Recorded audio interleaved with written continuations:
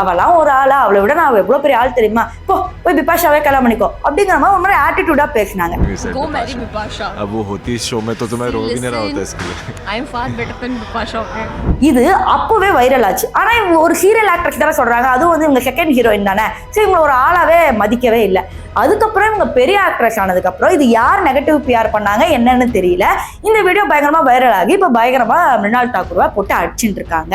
இதெல்லாம் ஒரு பக்கம் இருக்கப்ப இப்ப பிபாஷா என்ன சொல்லியிருக்காங்கன்னா, பெண்களே நீங்க உங்க பாடி எப்படி வேணாலும் வச்சுக்கோங்க, நீங்க உங்களை காதலிங்க அவ்வளவுதான் அப்படின்ற மாதிரி சொல்லி ஸ்டோரி போட்டு முடிச்சிருக்காங்க. இந்த பக்கம் மிருணால் தாக்கூர் என்ன ஸ்டோரி போட்டிருக்காங்கன்னா, நான் யாரையும் ஹர்ட் பண்ணணும்னு நினைக்கல, நான் யாரையும் பாடி ஷேமிங் பண்ணணும்னு நினைக்கல, அப்ப 19 வயசு பொண்ணு அறியாம தெரியாம சொல்லிட்டேன் அப்படிங்கிற மாதிரி பேசுறாங்க. 19 வயசா அப்படின்னு கேட்டீங்களா, கிடையாது. கும்கும் பக்யா நடிக்கும் போது இவங்களுக்கு ஒரு 20 மேலதான் இருக்கும்.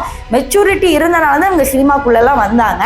பட் ஒரு மீடியா கேள்வி கேட்கும் போது இந்த அளவுக்கு பிபாஷாவே தாக்கி பேசுறாங்க ஒரு டாப் ஸ்டாரு. ஸோ அப்போ இவங்கெல்லாம் தெரியாம தான் பேசுறாங்க அப்படிங்கிற மாதிரி ஒரு டவுட் கூட எல்லாம் தெரிஞ்சுதான் அவங்க பேசியிருக்கிறாங்க.